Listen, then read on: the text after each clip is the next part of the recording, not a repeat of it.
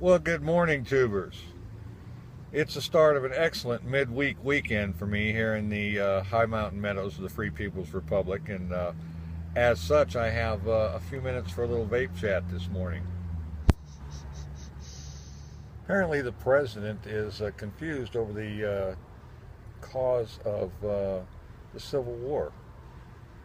Who could have known the Civil War would be so complicated? You see, while most of civilized society realizes that enslaving another race of people, your brothers, your sisters, your fathers, whoever, is an abomination against our own humanity, there are those who cling to the ancient beliefs of their religion, which tends to put a more positive spin on the practice. If we disregard all the errors in the timeline presented by Trump in his Jackson story, we're still left with his conclusion that somehow the Civil War could have been avoided, perhaps had there been a better negotiator on board. And this leaves me wondering, what would he have negotiated that would have been amenable to both the North and the South? Perhaps beatings with smaller diameter branches. I don't know. I think the real problem comes in the fact that Trump has absolutely no moral compass when it comes to the abusement of people and the misuse of their labors. We've seen this over and over. Every subcontractor that he's had has to sue him to get paid. The man's a complete con. But put that aside, the idea that we could have somehow maintained a single nation, half free and half slave, is absurd on the face of it. But that not to stop the people from trying. I mean, a great majority of Trump's base indulges in biblical realism, if you want to call it that, and believes that that's perfectly acceptable, that some people are enslaved.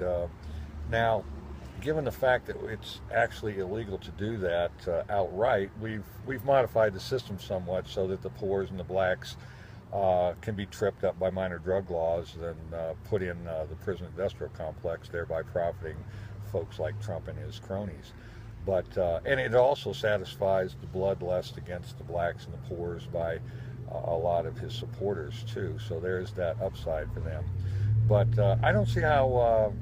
I don't know where the churches are in this. I don't spend a lot of time at church, and I don't, cruise the Sunday TV channel looking for opportunities to, pay for blessings. So I'm not sure, but I'll tell you, it seems awfully muted in the face of all of these moral assaults that we're being confronted with, whether it's environmental, whether it's health, or in this case, an actual situation of freedom versus slavery. So, somebody maybe point me to a video or two, maybe a prominent pastor who's actually speaking out as I perceive Jesus would, at least under the auspices of the education I received in my youth concerning the matter. But I had to say something because it just seems silly. I don't know how long we're going to be able to go along with this clown. I mean, a guy that really, he really doesn't even understand the cause of the Civil War. I mean, it's shocking. I got to imagine that a lot of the Southern goobers that supported this guy, they one thing I know from living down there for about 35 years is these folks tend to know their history of the Civil War. So, and it's a history replete with Southern preachers slinging Bibles over their shoulders in support of the peculiar institution of slavery, which I know there'll be somebody that'll want to comment and tell me that that's all Old Testament and everything, like the Ten Commandments. But the fact of the matter is that even in the New Testament, there is no clear admonition against slavery. It just wasn't in the vernacular of the people that wrote the Bible. It took us actually 1800 years to evolve the moral fortitude to free ourselves from the horrors that we created in the beginning. So let's not slip back into that. Let's not pretend like, oh, gee, we could have just papered over this thing. No, slavery is an abomination against man, as is carbon dioxide emission an abomination against Mother Nature.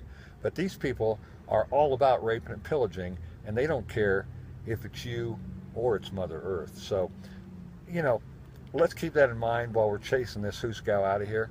On a bigger note, of course, I had a great day yesterday. Don't even try and stop me from having a great day today. And I intend to have a most excellent day tomorrow. So for now, I'm out.